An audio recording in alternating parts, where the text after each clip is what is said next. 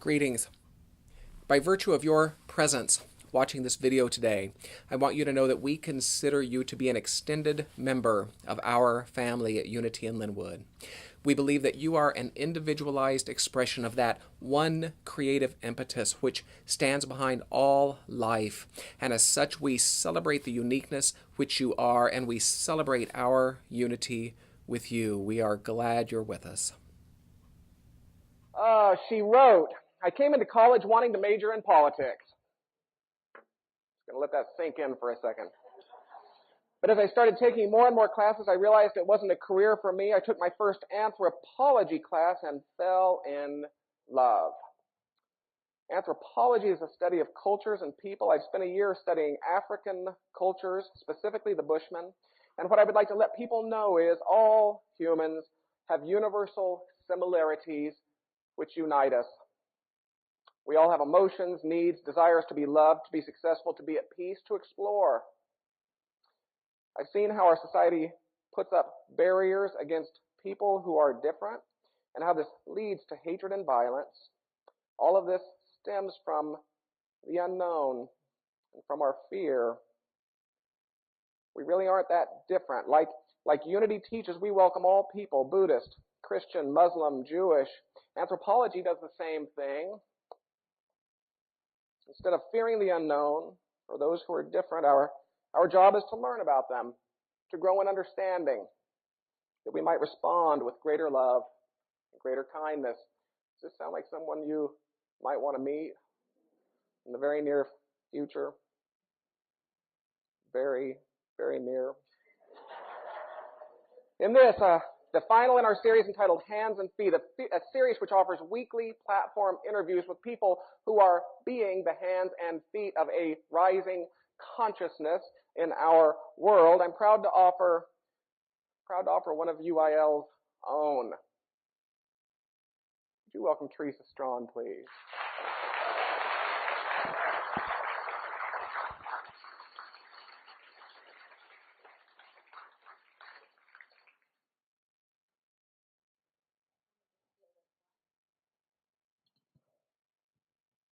Thank you for doing this. You're welcome. So, Teresa, when you write that you spent a year studying the Bushmen, you're not talking about the Texas people. No. I spent a year studying the Bushmen of the Kalahari Desert, which, if you're familiar with the movie The Gods Must Be Crazy, that's what they're modeled after. And the class that I specifically took was Indigenous People and the Environment, and it's how Indigenous people are portrayed in the media and how that leads to the exploitation of their resources. So that's what I studied. I had an amazing opportunity to lunch with Teresa a few weeks ago, during which I had the opportunity to understand her vision for humanity. And it was during that lunch that I invited her to be a part of this series. She had a contribution, a piece of very practical advice that she offered. She thinks everybody every year should travel all the time. And tell us why. Tell us why. I think there's a lot of benefit of just breaking your routine, getting out of your culture and your norm and going and experiencing another culture. I know what I found through anthropology. I'm also a French major, so I've studied a lot of the French culture, and I think through learning about other people, it helps you realize that even though there are some differences, there's fundamental similarities that I've learned through Unity, through anthropology, is we're all people, we all have needs, we're all the same, and we all just want to be loved. And if we can travel, it really helps break that barrier down.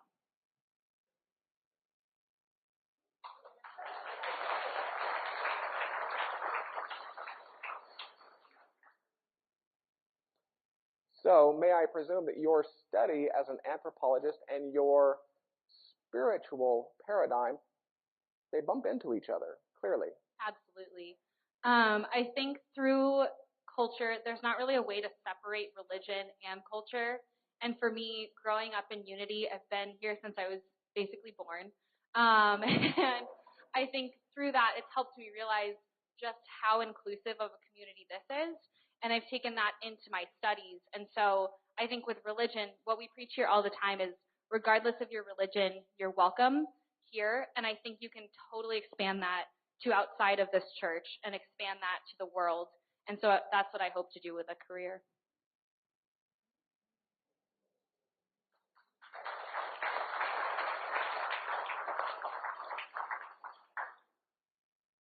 Teresa closes by writing, "My other passion is singing." She says, "I've been singing for as long as I can remember," which is really not that long as It feels like forever. far as I'm concerned. You know, everything's a matter of perspective. She says, "Singing is my form of self-expression. It's how I process emotions, show my emotions, express myself in moments of despair, in moments of happiness, in moments of joy, in moments of grief. I sing." I asked the 9 o'clock service, I said, "Are you ready?" I won't ask you. And the reason I won't ask you this is because I don't think you could possibly be ready for what this young light being will share with you next. Teresa Strawn.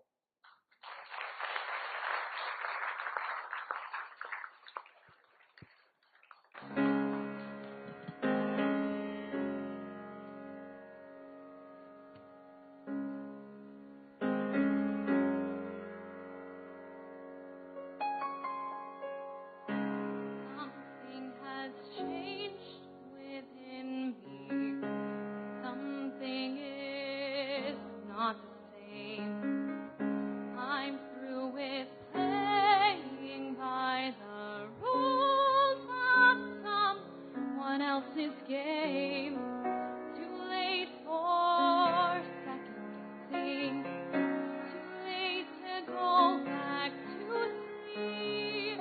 It's time to trust my instinct, close my eyes, and leave. It's time to try flying, traveling. I think I'll try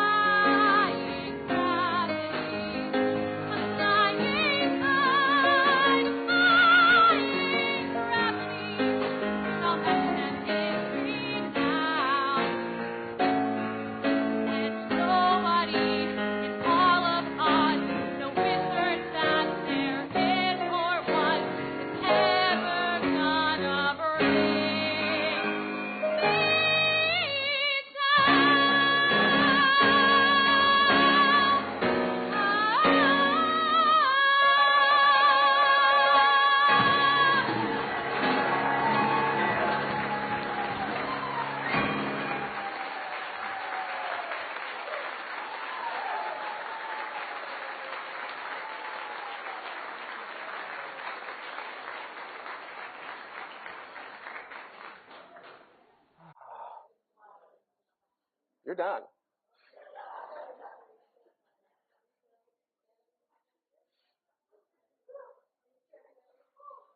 Woo.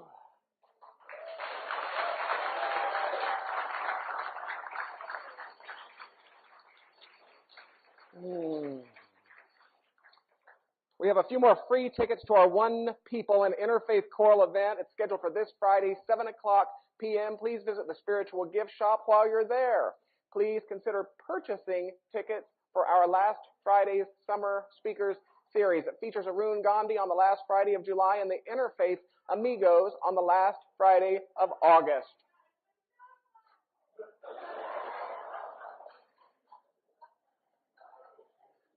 So I'll tell you the truth. Of all the problems to have, happy children is one I celebrate.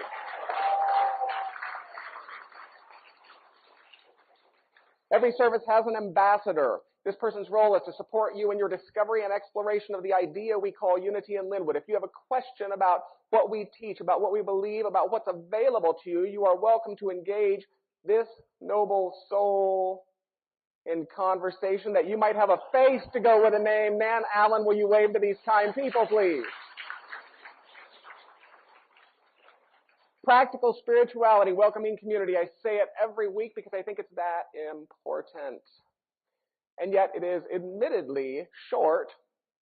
So every week I like to support it with one of the 6 bullet points which we developed in conversation with your board of trustees beginning in late 2014. Take a deep breath. It reads as follows. We welcome people from all spiritual traditions and from no spiritual tradition whatsoever into every activity of this ministry. Fair enough.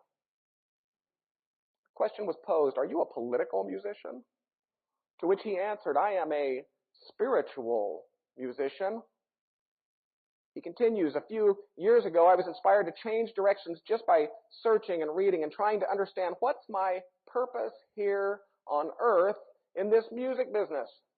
I decided to focus more on the spiritual side in music. I think if I'm serious about affecting people with music, I have to affect people on a human-to-human level. We can't change the political or the social system of the world unless we change inside. And the next question came, is Rastafarianism your religion? And he said, well, you know, love is my religion. Years of research and years of thinking, and that song came in the flash of a second. I had a lady working for me in my house, and I was like, what type of religion are you? And she said she was Catholic. And then she asked me the same question, and I go, well, I'm not Catholic, and I'm not Orthodox. I wouldn't even say I'm Rastafarian, for that still divides people. So anything that I say is something that must be so big and so expansive as to include everyone. And that's love. He continued, so I think that's the ultimate concept or idea that we can have in terms of what we think God is about. These other things, Judaism, Christianity, Islam, all of these are branches, but the root is love. And that's where I went. I went straight to the root. The reporter said, so why is it that religion continues to divide people so? And he said, well, it's a lack of leadership. And it's a lack of willingness to evolve. They're so used to keeping people within the constraints of that idea that has been the same for thousands of years. They believe there's no room for change. There's no room to grow. And if we are talking about this idea of God, which is infinite, then there's no way there's no room to grow, because infinity is endless. So it's a lack of leadership in this world of religion and in this idea of God, and it cannot be that way. He concludes by saying one must be available. One must be willing to grow. Ziggy took you to church this morning. It was in 1973. Oh yeah. Oh yeah.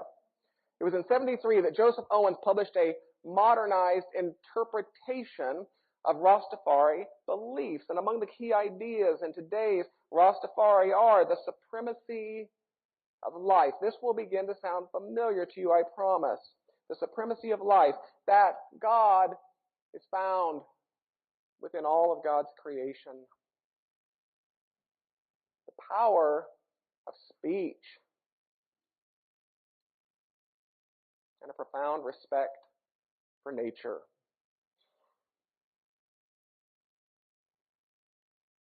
It's so easy to look at the 6 blind men and to recognize that if they could just stop clinging to their self-righteousness long enough to engage each other in genuine curiosity and deep respect, that each would be enriched in his understanding.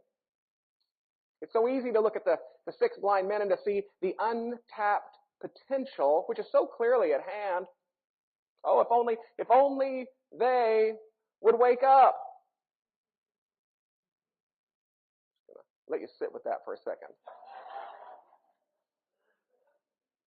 Only they would wake up. You see, I think there are 2 types of people. There are those who think, I've found a tusk. And then there are those who think, I've found a tusk. I bet there's an elephant under here somewhere. And I have a feeling I know which group I'm with this morning. Just yesterday, many of us gathered at 11 o'clock for Spiritual Saturdays with our resident Rabbi Ted Falcon, and more returned at 5:30 for an inclusive Eucharist with our resident Franciscan, Father Dan Duval. And yet again and always, I believe this noble gathering of Christians and Buddhists and metaphysicians, people of all walks, represents something of a noble possibility for our ability to be together in an enlightened way. So whether you prefer the language of a traditional church, which would say that there's the body of Christ and each one of us is a part, or the language of unity, which would say that there's one life and each of us is an emanation, or the language of lore, which would say that there's an elephant and each one of us is an explorer, or the language of Bob Marley,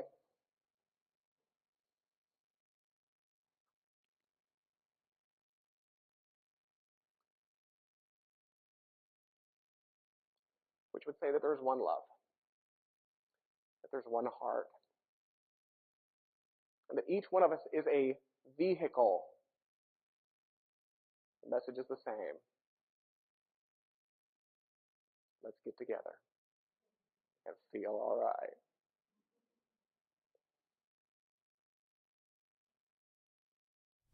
Thanks again for joining us. Please visit unityinlinwood.org for a preview of all upcoming classes, services, and events, and for an opportunity to make a gift to our community should you so choose. Thank you.